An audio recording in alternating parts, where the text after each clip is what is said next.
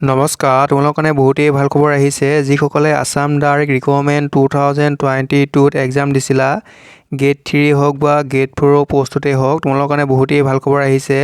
মুখ্যমন্ত্ৰী হিমন্ত বিশ্ব শৰ্মা ছাৰে এটা মন্তব্য কৰিছে, তোমালোকে শুনি লোৱা। পৰীক্ষাৰ বাবে আমি যি মাচুল লৈছিলোঁ, যিসকল অনুত্তীৰ্ণ হ'ব তেওঁলোকক আমি মাচুলবিলাক উভতাই দিম।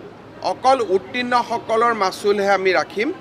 অনুত্তীৰ্ণসকলৰ মাচুল তেওঁলোকে যি বেংক একাউণ্টৰ পৰা আমাক দিছিলে সেই বেংক একাউণ্টলৈকে আমি উভতাই দিম, যাতে তেওঁলোকৰ নোপোৱাসকলে কোনো ধৰণৰ মাচুলৰ নামত কোনো টকা খৰচ কৰিব নালাগে।